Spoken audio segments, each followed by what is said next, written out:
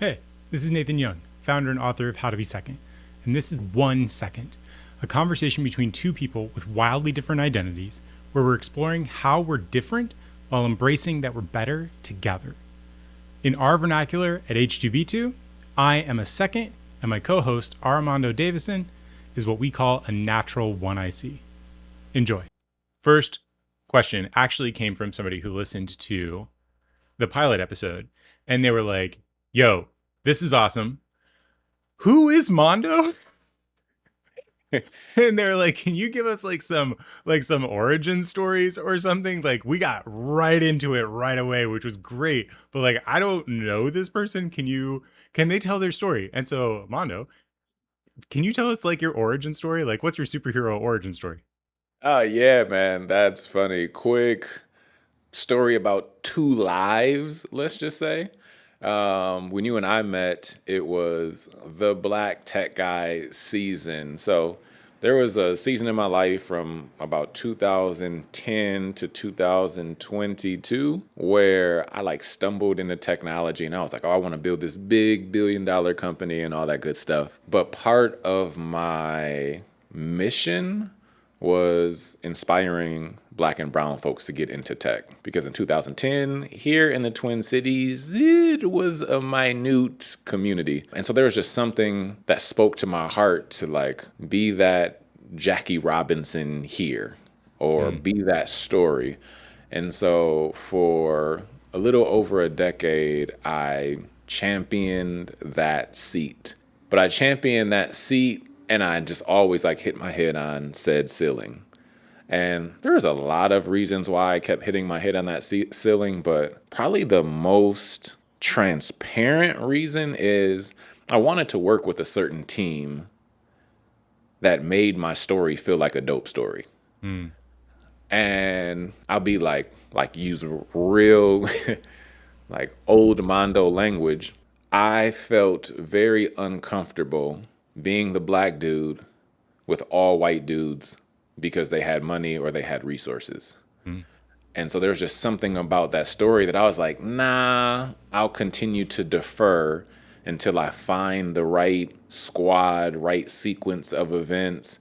And honestly, like, I was never able to scale because I now know, like, I didn't have the right people in the right seats. I needed more masters, more aces Hmm. in certain seats to do things that I didn't know how to do. That's a long way of saying I was a Black tech guy for many years. I never had a rocket ship leave the atmosphere, but it definitely left the ground plenty of times. Yeah. Then I met Nathan. What year was that? 2021. 2021 ish? Okay, yeah. And so 2021, I was like, oh, I found the one guy, right? I've been looking for this team to start and working with a bunch of different people on and off, come and go. And then I was like, oh, yeah, well, you're definitely the one guy that I'm looking for. We had a great sprint. I learned a lot. I knew that we were going to come full circle.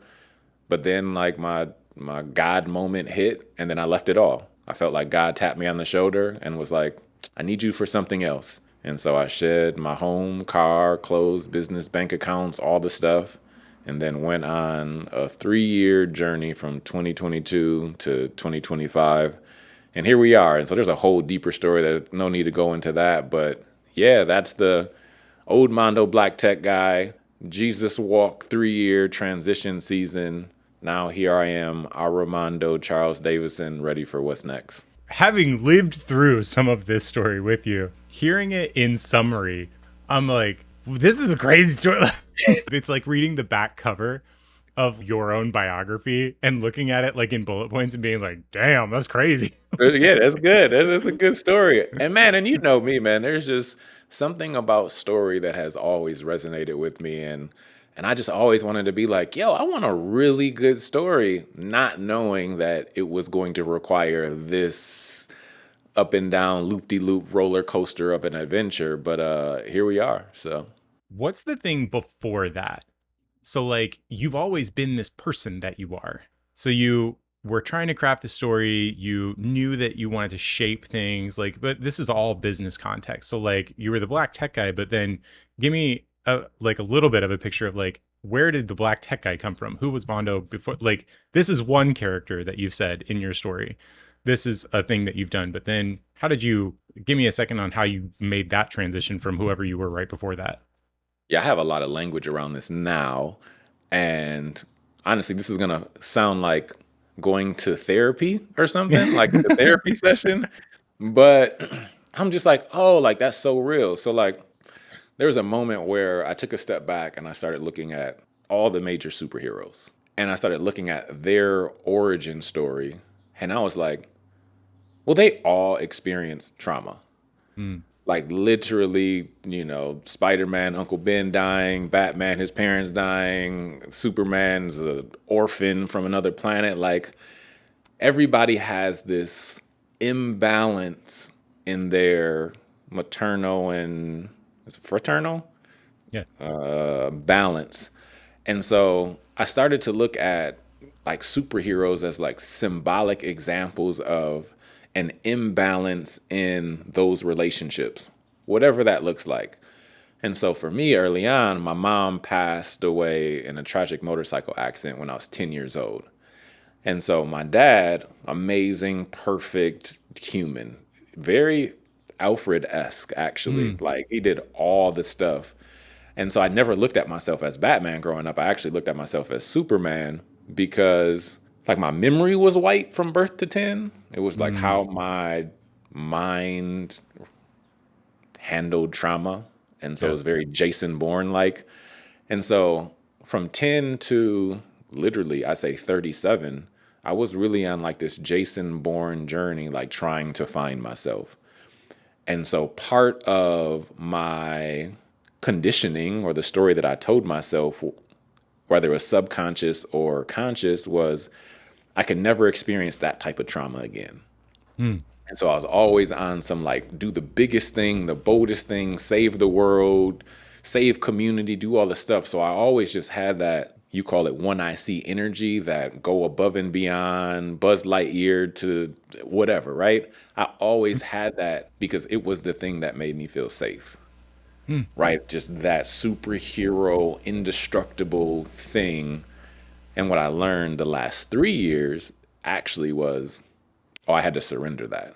mm. Like that shield that I was carrying, that super energy that I was carrying was blocking me from the best experiences in life, to like be open, to have more faith, to allow things to flow through me as opposed to having to fight through every challenge. And so honestly, the story before the black tech guy was literally trying to conquer the world or conquer NBA or conquer the biggest whatever the biggest thing was. It was all about conquering that thing. And now life is just the exact opposite of that. And it's just like, all right, how can I serve? And service looks different than it did the first 37 years of my life. Again, every time you tell your story I'm like, this dude has a wild.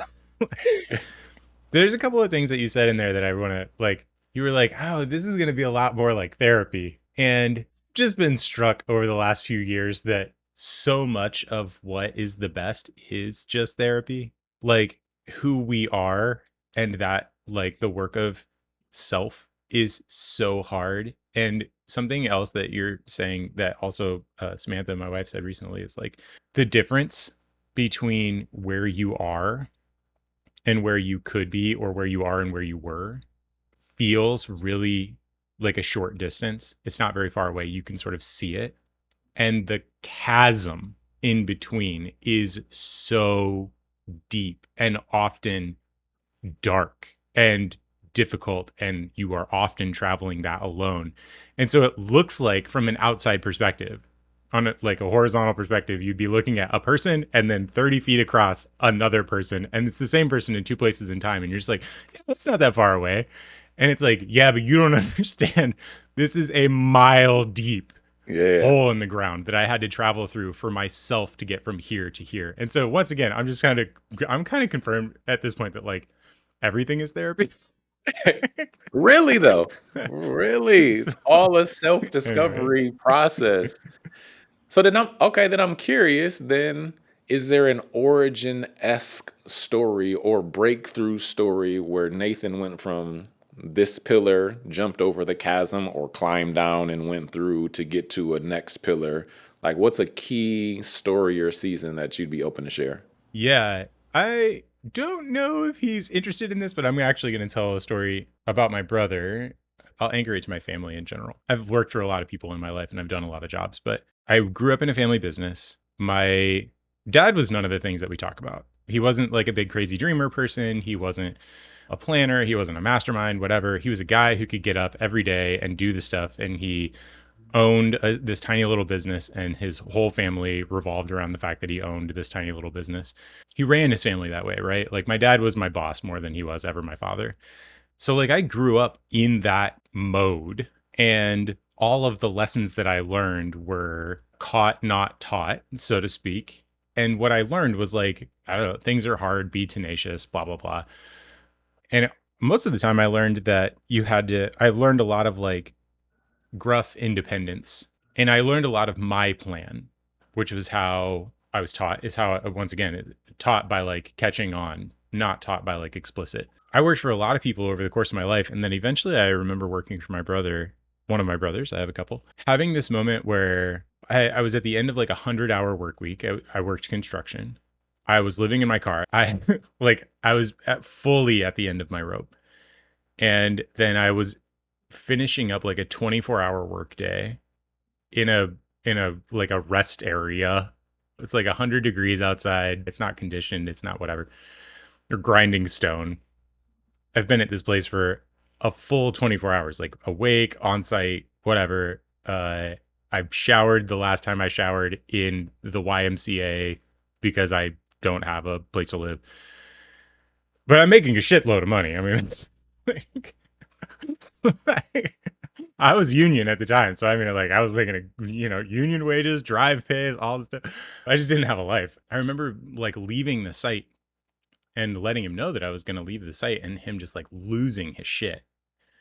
And I quit. That I didn't even tell anybody. I just quit, and I left, and I went home to my parents' house, which I hadn't been back to for I don't know at that point. And I didn't come out of the basement for like days. And I was just trying to recover from what had just happened. And it set me off on this journey of like, what does it actually mean to like be good at these things? If this is what this looks like, because I was serving the person who was like he was making the plan. He had the answers. He had the whatever. And so like I had done that. I had followed all of that advice. And I was like, well, that's not cool. Like, I didn't have any answers. I just had sort of like a bucket being poured out at the time of being like, this is fundamentally broken. Something about this is not going to work. Not because it wasn't, and this is the worst part, not because it wasn't working from a business perspective. We did the work. We got the job. We did the job. We got paid. So like clearly it worked. But I was like, I'm a broken human. So this doesn't work. At some point, this stops working, or at least it stops working for me. That started like the transition time of me being like, hang on. It can't just be all command and control and systems purely. And there's got to be something else here.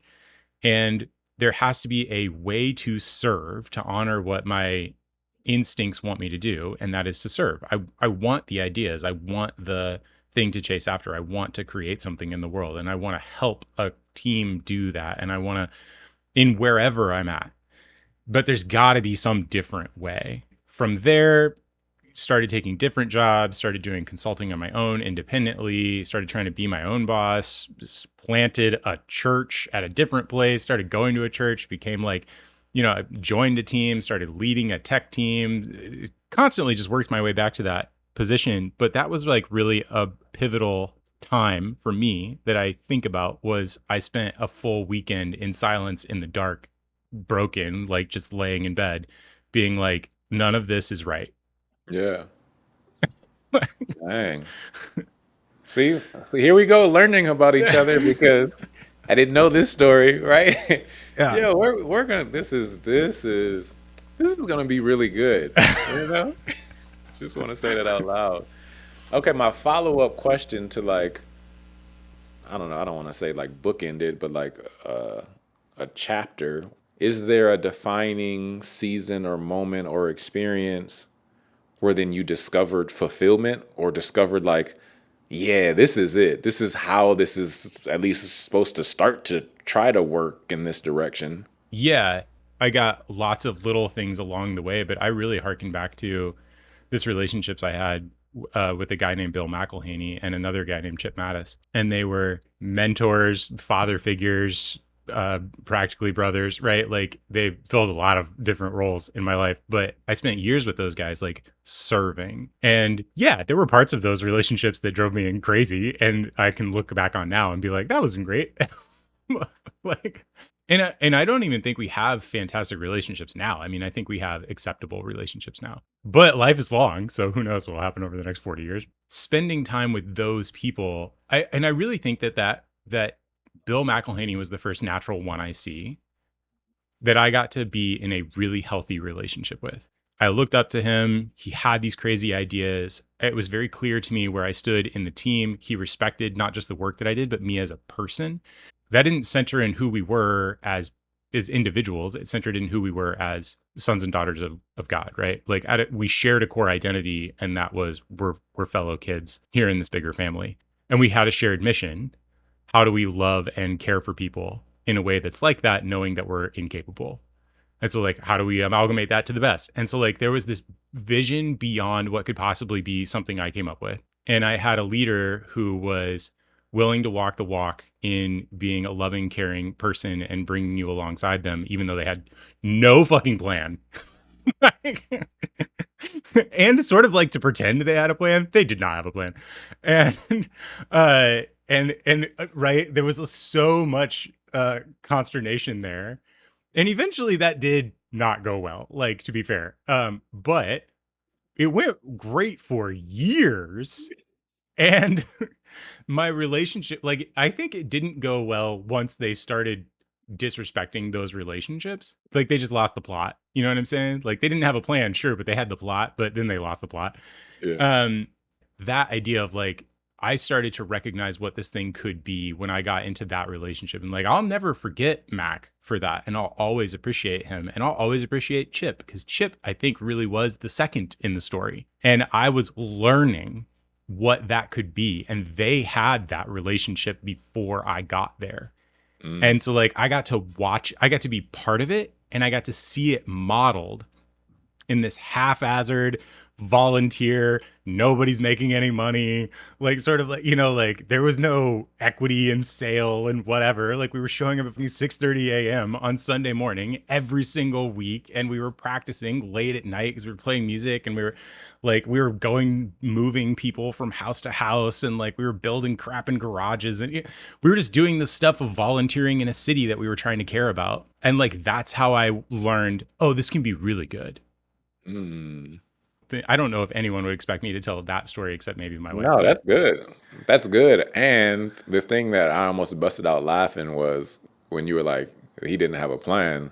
And I'm like, well, his plan was that way. right. And Yes. He was so clear and nothing else. yeah, if you guys want to put more color on this plan, go for it. But I know it's that way. So That's right. Oh my God. And we did put color on it, and it worked. yeah. And he trusted us to do that. And we didn't see that way at the time, but that's hilarious. Yeah, absolutely. He was like, hey, that way. Oh man, that's good. Okay. All right. What we got next? That was a good setup. That was a good origin setup.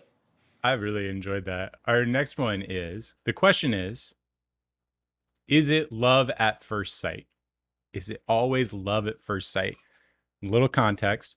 When we talk about this idea of like first in command, second in command, you and I met, and it was like, oh, that guy. And the question is it always that way? Has it always been that way? Have you ever had a relationship like this before, where in your personal experience, have you watched others do it this way. What's your narrative on like how would you react to this question? Is it always love at first sight with the first and second in command with this natural sort of like one I see second personality or identity? What's your take on that?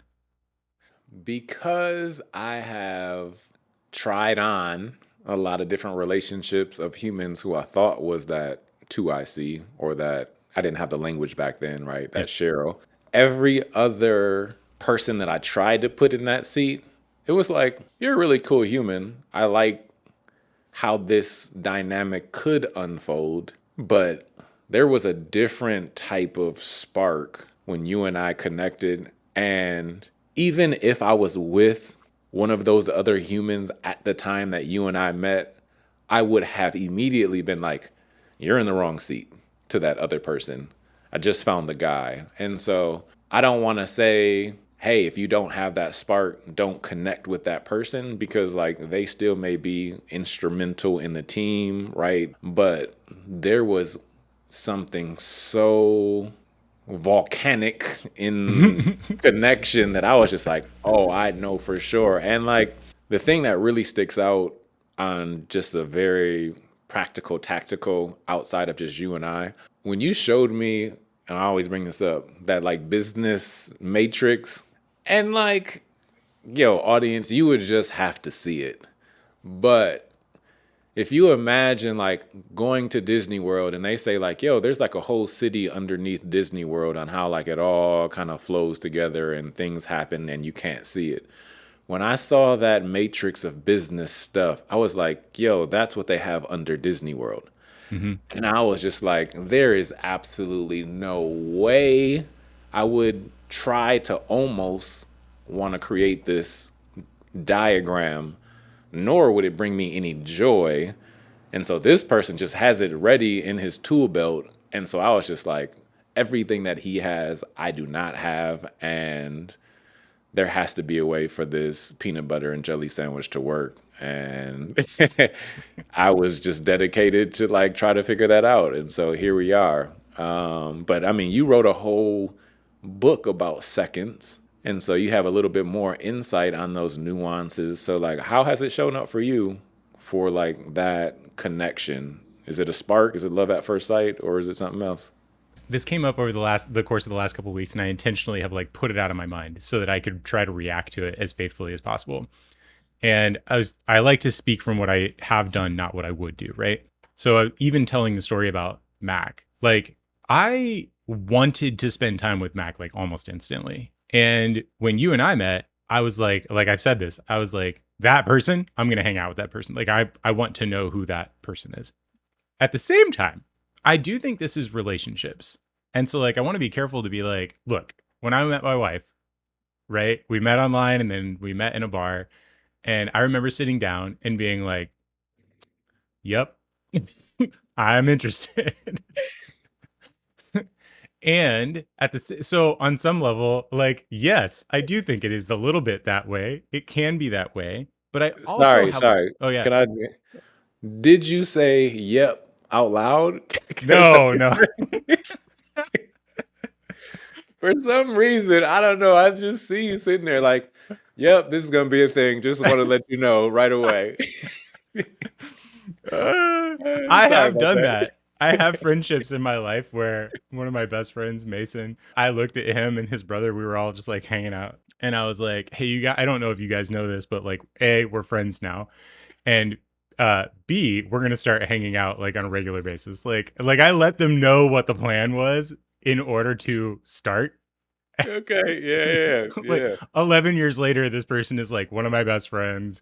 Like we've been in multiple businesses together. I've gotten them several jobs. We still chat every now and then. Like, so anyway, I have done that. yeah. Okay, all right. I had to ask because that would be a good story for me to ask Samantha. Like, how'd that go when he said that? So, anyways, go ahead. But I do also have lots of relationships in my life that I've built over. Tony Tickner, actually one of our friends, is a great example of like, we talk on a regular basis, multiple times a week. I like, there was not a connection there at all. There was like an opposite connection, right? It's like seeing yourself in a mirror and being like, ah. Like, I was so nervous about what he thought of me, and I was so like, oh, this person doesn't like me, and like this is frustrating, and like I was trying to figure him out, and it was all very confusing, and there was a lot of work that went into that. And so, is it always love at first sight? And I think the answer is definitively no. And I don't think it can always be love at first sight, because a lot of the times the one I see in a second are finding each other in a professional atmosphere, and like there is shit to get done. It doesn't matter kind of whether you like each other. Like even back to my story earlier about like living in my car, like the business was working. I clearly it was working. It was destroying me as a person, but it was working. And so like there is a certain amount of table stakes to this. And like you do need to do the work of relationship. And I think that's the other thing of like in this is not just for myself, but in so many other conversations with seconds, it can be that like instant connection. And in our work of doing matchmaking, because we do matchmaking, which is like a professional, it's like recruiting, but we're trying to reset the incentives because of what we're talking about. And so we call it matchmaking because it is, we go about it in that way where we're like, no, you're going to go and you're going to meet this person. You're not going to have a connection unless there's all the professional table stakes have been met. But then like, what are we doing? Are we trying to figure out that they're going to be good for the 3-year strategic plan, whatever thing? No, we're going to make you go bowling together. Like, this Yeah. isn't a panel interview. Maybe you can do that later if you need to. This is coffee. This is hang out with this person for 3 hours for the afternoon and see if you guys vibe. And it's working. And the reason it's working is because on some level, yes, I do think it can be love at first sight, but I also think that it is getting to actually genuinely know another person who isn't like you. And sometimes that can be shocking and startling and like not a great thing. And then if you invest the work, which you have to do to have a good relationship over the long term anyway, it's not like, yeah, I still wake up every day and look at Samantha and I'm like, yep. But also a lot of that comes from the emotional connection that we've developed over the work, the real hard work of 10 years of marriage and kids and relationship and like showing up every day to do the stuff with each other and like not letting that same page alignment go and like having conversations on a regular basis, having conversations about direction and what we're trying to achieve in our lives and blah, blah, blah, blah, blah. And so like you got to put in the work, even if it is that exciting time. And even if it's not the exciting moment right away, you can put in the work and it can be a wonderful relationship. So that's a lot of unpacking that, but that's what I've experienced and what I've seen in this question. No, I mean, it was really good. It really had me thinking about kind of that self identity journey. Now I'm not thinking about first and seconds. I'm thinking about more intimate romantic relationships, but it's like you date somebody long enough to like go through certain experiences to make some choices about who you are, Yeah. to grow into this next version of yourself. And it's possible that you two make the same choices to stay aligned and you just continue to grow and grow and grow. And then 20 years later, you're still together. But then there are also plenty of stories where it's like you get to that inflection point and boop, Mm-hmm. like you make different decisions and you want to grow into different humans. And that doesn't mean that it doesn't come back, right? But when I think about that first and second now, just like both have to be true, right? You might just have that person that is, you two are both unhealthy enough. All right, I tell this story. So, like, I worked in an elementary school in St. Paul, 2010 to like 2006 or something. And we had the most amazing teachers in St. Paul, period. I'd say in Minnesota. We were just all vested, had great leadership and all the stuff. However, in reflection, looking back, we were all ridiculously unhealthy as humans. Mm. Like everybody was an X-Men that needed Professor X to like find the healthier version of ourselves. But like when it came to getting the job done and like showing up and showing up for each other and making sure nobody else failed, like we were there for each other. And so a couple weeks ago, I had lunch with just one of the awesome teachers from way back then. And we just kind of talked about it like, yeah, like in that season, we all leaned on each other. But looking at ourselves now, we're definitely much healthier And even if we came back together, how different it would be, because there's just certain things that like we just wouldn't show up with our own stuff. And so I would say for anybody listening, man, there's so much about discovering the best version of yourself, going through those therapy reflective sessions, whether it's with somebody else or with your partner or whatever, because there's so much ick that we have to release, I believe, until God's like, all right, here's the seat that I'm going to put the two healthiest humans in, Hmm. right? Because I need two healthy humans in this seat, because for whatever reason, like they can't fail because of that reason, right? They can make a whole bunch of mistakes, but it can't be because they can't shoulder it because they're unhealthy. And so there's just something very important for me, like Mondo, become the healthiest version of yourself. So God's like, I can't put you there because like you still have to give up alcohol, or you still have to quit chasing women, or you still have to quit whatever, like all these like unhealthy behaviors that I was doing for many years. Like I had to surrender them. So Yeah. I want to say one, I like you mentioned like whoever's listening, and I went, oh right, an audience. I just become fully invested in you and I were having a conversation. I was like, oh right, we're recording a thing. I hope that comes off well. I don't, like I want to throw this other idea out there of like this is going to happen a lot. Not, I don't mean this conversation me forgetting that we're recording for an audience. That's going to happen every single time. What I mean is, I think in both of our answers, even the core of the question, right? Is it always like, are you going to come together right at the very beginning? Is there going to be a big spark or whatever? We're talking so much about relationship, and like if you're hunting for a job because you haven't had work for 6 months, like this is not in your mental space of like, you're like, I don't give a shit who hires me. I need a job. I need to feed my family. I have, like I have my priorities. And I kind of, what I'm getting at is like, this is going to come up.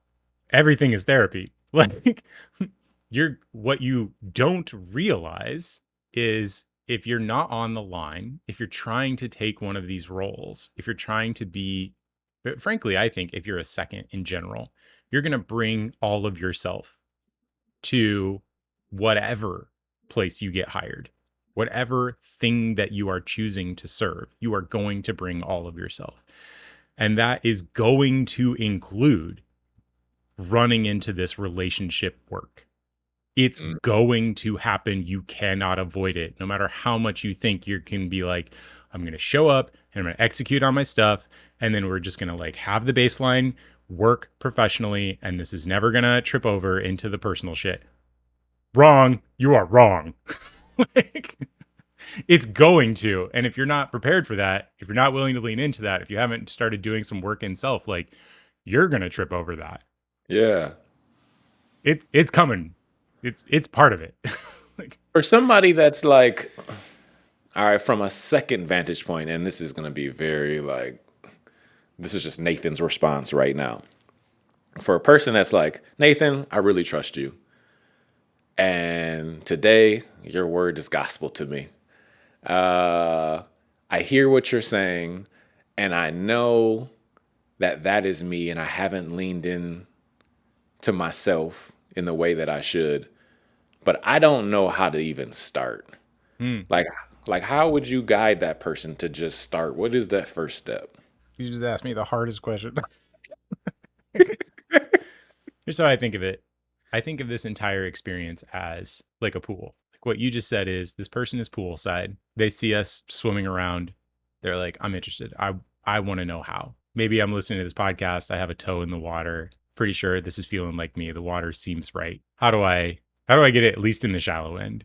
And I think my answers are going to be very tactical at first, and then I think, but first of all, this shit is a chasm, like we mentioned earlier. Like it feels like it's just from here to there. It's not. This is going to be hard in ways you can't expect. Not to scare you, but the second thing is like, so a couple of like really tactical ways are go to howtobesecond.com. There's an assessment button, right? Take our assessment. It's not definitive proof, but it exists. It's just another, we like to call it a hand on the elephant. Like it's just one more tiny little spot of who all of you might be. So it's indicative and helpful, and I think it's a whole foot or a whole leg in the water of exploring self. Take a couple other personality assessments. That's very much in like that shallow end. Like just understand yourself a little better. That's what this is. It's understanding self.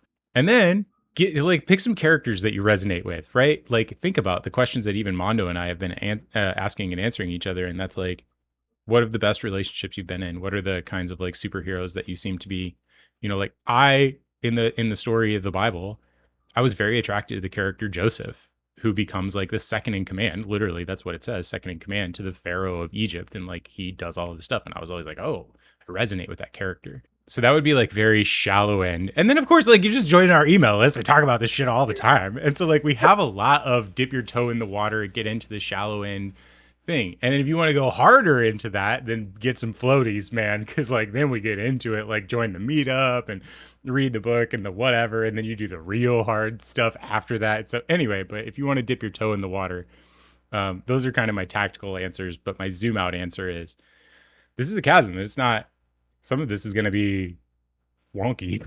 Yeah.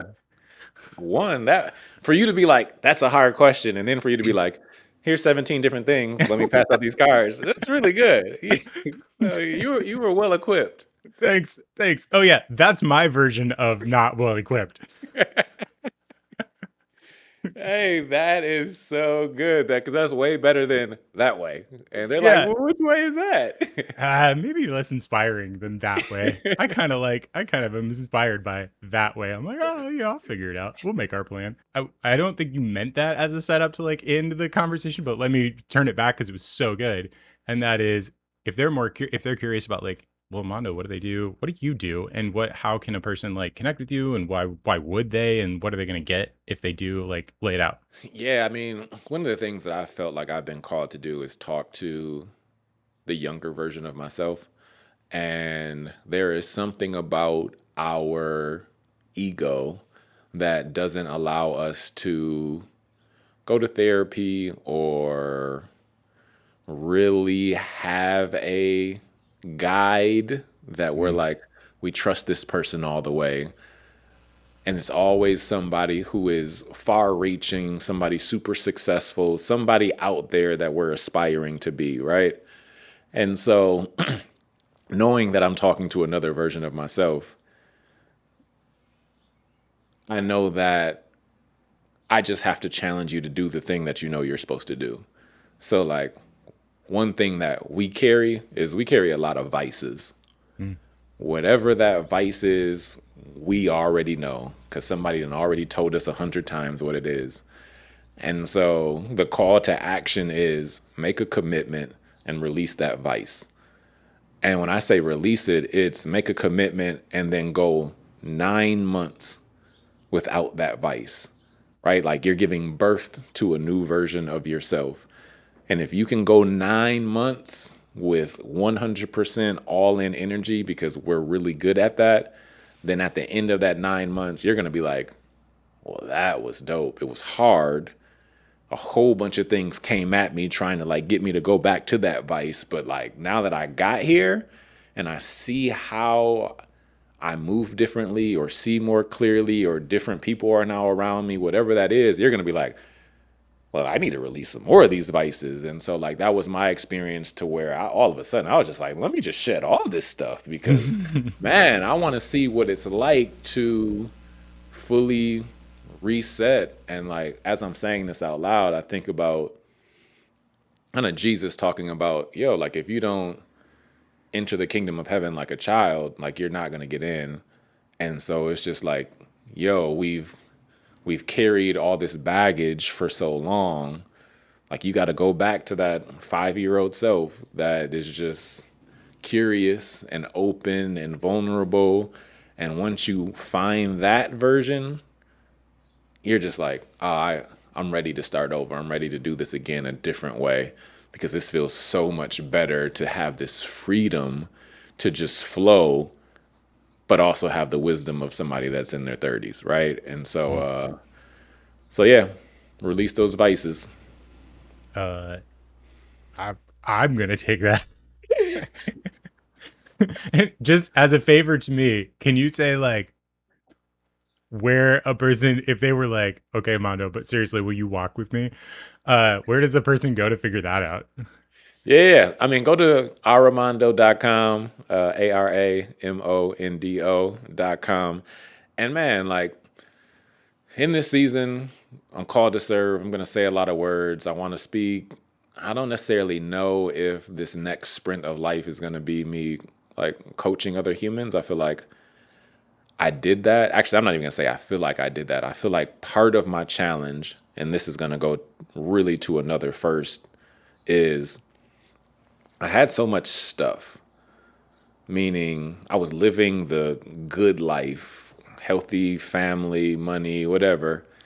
And then when I decided to release all the stuff, it was literally like a movie when like Rocky gets smashed and then he has to like go move and like learn this new way with Apollo or something, right? Like you just have to release that old version. And so one of the things that happened over the last 3 years was, Mondo, you were loving and caring and kind, and you showed up for others and walked and worked with them when you had stuff.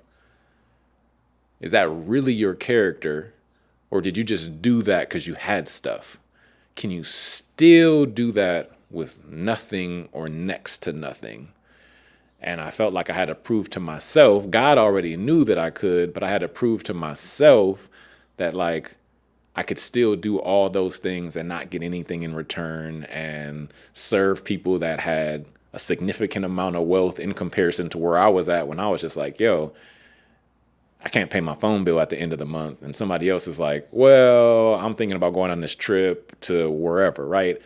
And I had to swallow it and be like, their story isn't your story, Mondo, right? Like this is all about you and you being balanced and you following direction to become this better version of you. And so I just say all that, not to say that I don't walk with other people or coach other people anymore, because if God sends somebody to me, like I'm there. But now I feel like I went through that season and there's just God just calling me to something else to exalt my voice a little bit more because I've proved that like, yo, I'm gonna do this no matter what. So yeah, like give me some more talents and I got you. Such a one I see answer. I was like, go to this website, go to this bed to take this thing. Here's the tactical. Here's the do do do do do. And I feel like you preached a short sermon. I was like, oh, that hits me right in my identity. Like, uh, okay, whatever. All right. This is good. Is there any more? Do we got more questions? Because I can keep going if we got one. No, I think we could probably riff forever, and we've already been told that if we continue on, then we start building up so much context that nobody can keep track anymore. Yeah, that's fair. So we'll just honor it right here, and we'll close it down, and we'll get back together when it's on the calendar because I gave us a plan. For sure. Until next time. Awesome, man. Okay. Peace. Hey, it's Nathan again. If you made it to the end, that's awesome. I have a couple ways you can go deeper if you're interested. If you resonated with the way that Nathan talked about himself and how he sees the world, Nathan is me, you might be what we call a second, which is an identity, not a role. We have a couple ways to dig into that curiosity. You can take our Am I a Second assessment on our website or howtobesecond.com/assessment. You can grab the book, How to Be Second, from our website or Amazon or almost anywhere you like to buy books, including on audio. If you resonated with Mondo, or you'd like to resonate that way, but you're feeling stuck, you can find Mondo on LinkedIn by searching for Aramondo. That's Aramondo. Mondo deploys his natural one-eye-ness to support people who are stuck in themselves and their thinking to break through towards their biggest ideas and their self in a casual setting like a walk or a phone call. If you're inspired by what we're doing here, you can support How to Be Second at howtobesecond.com/support. Thanks again. I'm looking forward to our next conversation.